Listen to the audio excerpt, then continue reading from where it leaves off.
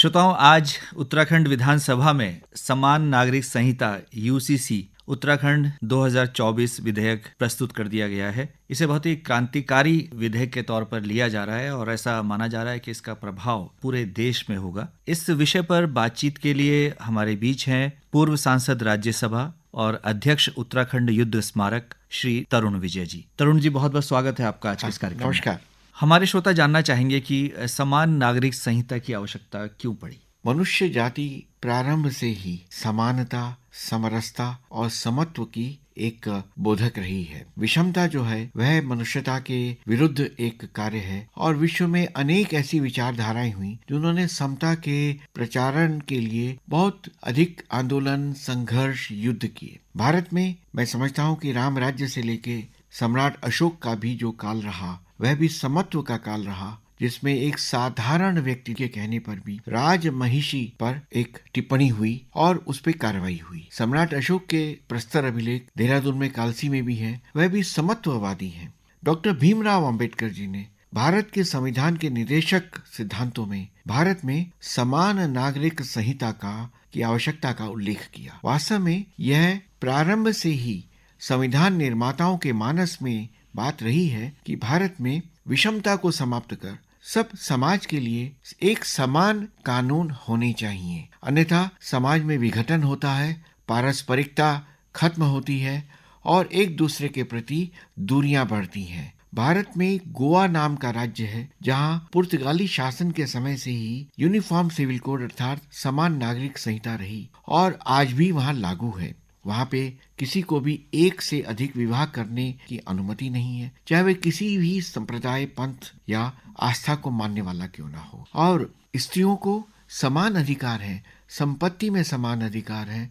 उत्तराधिकार के समान अधिकार है और प्रगति के वे सभी अधिकार जो पुरुषों को प्राप्त है वह स्त्रियों को समान रूप से प्राप्त होते हैं, अन्य क्षेत्रों में क्यों ना हो। और 2014 में जब श्री नरेंद्र मोदी के नेतृत्व में भाजपा को पूर्ण बहुमत के साथ सरकार बनाने का अवसर मिला तो उन्होंने घोषित किया था कि हम दिशा में आगे बढ़ेंगे और संविधान के ढांचे के अंतर्गत बढ़ेंगे। जो संविधान ने हमें कहा है उसी के अनुसार बढ़ेंगे। आज इस पुण्य सलीला देवभूमि का यह बहुत महत्वपूर्ण दिवस है। मैं समझता हूँ कि काल चक्र के परिवर्तन का दिन है जब यहाँ की विधानसभा में समान नागरिक संहिता विधेयक प्रस्तुत किया गया और ये कानून बनने जा रहा है। मैं विधानसभा में इसकी कार्यवाही देख कर आ रहा और मैंने देखा पक्ष और विपक्ष लगभग सामान्यतः इस बारे में एक मत है। एक आध बिंदु पे कुछ सुझाव होंगे वह अलग बात है, परंतु इतना आदर्श और निर्दोष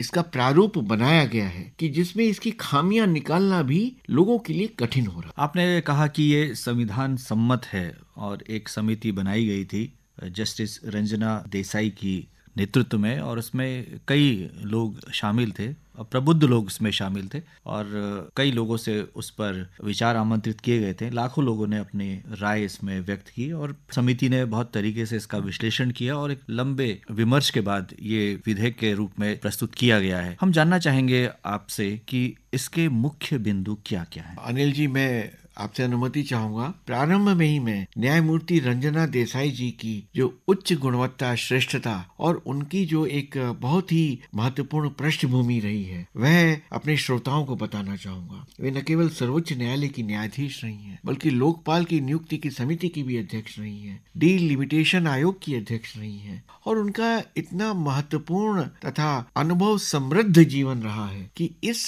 समान नागरिक संहिता जो भारतवर्ष की स्वतंत्र भारत की सर्वप्रथम समान नागरिक संहिता है, इसके निर्माण में उन्होंने और उनकी समिति के सभी माननीय सदस्यों ने बेहद परिश्रम से कार्य किया। सब जिलों में गए हैं। ऑनलाइन जो सुझाव हैं वे भी 60,000 से अधिक आए हैं। 2 बार सुझावों के लिए जो अंतिम समयावधि है वह भी बढ़ाई गई ताकि अधिक से अधिक सुझाव आए और मुझे यह कहते हुए बहुत गर्व महसूस हो रहा है कि बहुत बड़ी संख्या में महिलाओं ने सुझाव भेजे। उत्तराखंड महिलाओं के संघर्ष का सृजन है, वह परिणाम है। इसके मुख्य बिंदु, सबसे पहला बिंदु तो यह है कि इसमें लैंगिक समानता स्थापित हो जाती है। अनेक क्षेत्रों में, अनेक पंथों, संप्रदायों में इस प्रकार देखा गया है कि स्त्री को विवाह के बाद अधिकार नहीं मिलते, बेटी को विवाह के अधिकार से वंचित कर दिया जाता है। आज भी बेटियां जो कि बहुत संकोची स्वभाव की होती हैं, तो विवाह के बाद भी वे पिता की संपत्ति में अधिकार लेने से स्वयं ही संकोच कर जाती हैं। परंतु समान नागरिक संहिता संपूर्णतः समाज के हर वर्ग की बेटी को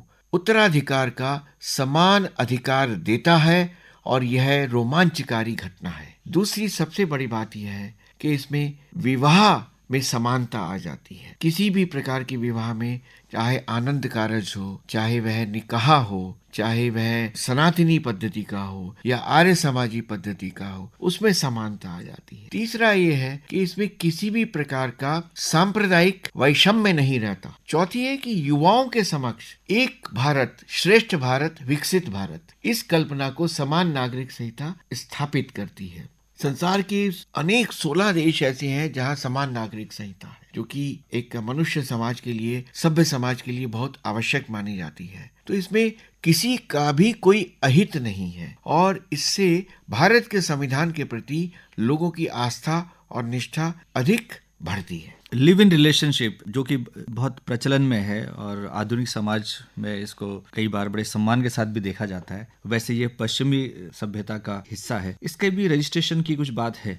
मैं समझता हूँ पुष्कर सिंह धामी जी ने एक बड़ा साहसिक कदम उठाया, बोल्ड स्टेप उठाया। इस विषय में हमारे समाज में जो परंपरागत विचार है वह तो इसको मान्य नहीं करता है और विवाह का जो पावित्र है, पावनता है, उसको बचाए रखने के लिए, उसकी शुचिता को बचाए रखने के लिए ही वह आग्रह करता है। परंतु बदलते समाज में आप देख रहे हैं कि अनेक देशों में तो समलैंगिक विवाहों को भी मान्यता मिल रही है। इस विधेयक में पुष्कर सिंह धामी जी ने यह एक बोल्ड स्टेप उठाया है कि लिव इन रिलेशन को मान्य किया है, परंतु साथ ही उन्होंने यह उसमें एक शर्त जोड़ दी है कि वह पंजीकृत होना चाहिए। यदि वह पंजीकृत नहीं है तो अवैध है और फिर जेल भी हो सकती है। लिव इन रिलेशनशिप को मान्यता देने के कारण समाज में वर्तमान जो एक धारा है उसको भी एक बहुत बड़ी राहत मिल जाती है। तो मैं समझता हूँ कि यह अन्य प्रदेशों के लिए भी एक उदाहरण बनेगा। तो हम कह सकते हैं कि विवाह, तलाक, विरासत और उत्तराधिकार के संबंध में बहुत ही महत्वपूर्ण बातें इसमें कही गई हैं। क्या आप मानते हैं कि ये बहुत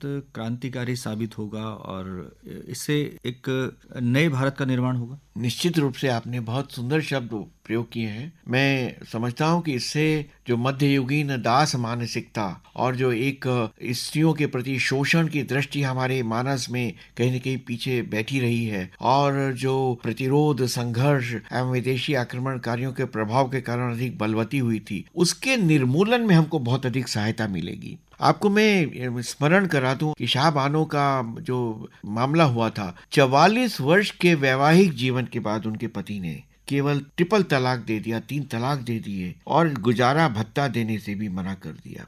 26 रुपए महीना नहीं देना। सर्वोच्च न्यायालय ने शाह बानो के पक्ष में निर्णय लिया और संसद में बाद में कानून भी बनाने के लिए बाध्य किया गया। परंतु इस परिस्थिति को समान नागरिक संहिता निर्मूल करती है। अनेक विकृतियां समाज में आ गई कि हिंदू समाज में भी, जैसे कि एक विवाह हुआ, कोई व्यक्ति दूसरा विवाह करना चाहता है तो वह इस्लामी पद्धति से वो धर्म बदलेगा। समान नागरिक संहिता में इसका निषेध हो गया है, यह अपराध हो गया है। तो आप सामाजिक दृष्टि से, कानून सम्मत दृष्टि से, विधि सम्मत दृष्टि से, संविधान सम्मत दृष्टि से जो आपका नागरिक तत्व है, उस नागरिक तत्व को यह बलवती करती। तो मैं उत्तराखंड में पुष्कर सिंह धामी जी के नेतृत्व में समान नागरिक संहिता का सृजन और इसको विधि सम्मत बनाना, यह भी काल चक्र के परिवर्तन का एक बहुत बड़ा मील का पत्थर है। कुछ समुदाय जो हमारे हैं, जैसे जनजातीय समुदाय है, आदिवासी समुदाय जिन्हें कहते हैं, उनके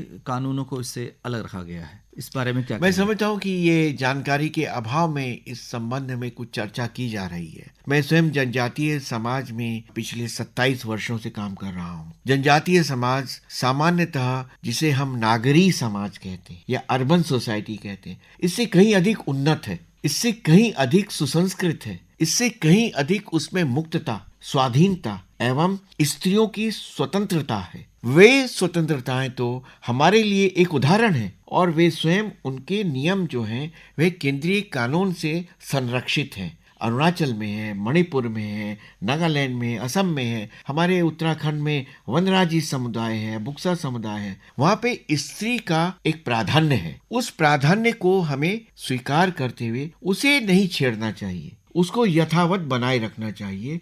इसीलिए इस समान नागरिक संहिता में उसको स्पष्ट नहीं किया गया है, ताकि उनका जो श्रेष्ठता है वह अक्षुण्ण रहे। कार्यक्रम के अंत में क्या कहना चाहेंगे? मैं कहना चाहूंगा कि उत्तराखंड की देवभूमि न केवल अपनी आध्यात्मिकता और धर्म के कारण, परंतु सामाजिक और सुसांस्कृतिक प्रगतिशीलता के कारण संपूर्ण विश्व में अपना एक विशेष स्थान बनाने जा रहा है। और यह भूमि जो लक्ष्मी, सरस्वती और शक्ति की भूमि है, जहाँ स्त्री का प्राधान्य है। मैं अनिल जी आपको स्मरण दिलाना चाहूंगा कि पूरे देश में उत्तराखंड ऐसा प्रदेश है जहाँ आज महिलाओं का प्राधान्य है। हमारी उच्च न्यायालय की मुख्य न्यायाधीश महिला है, हमारी मुख्य सचिव महिला है, समान नागरिक संहिता की समिति की अध्यक्ष महोदया महिला रही, हमारी राजधानी की जिलाधिकारी और सीडीओ महिला है। हमारे हर क्षेत्र में महिलाओं का जो प्राधान्य है वह संपूर्ण भारत के लिए एक आलोक पर्व है और एक कीर्ति स्तंभ है। यह समान नागरिक संहिता भी महिला शक्ति के नेतृत्व में आगे बढ़ी है, स्थापित हुई है,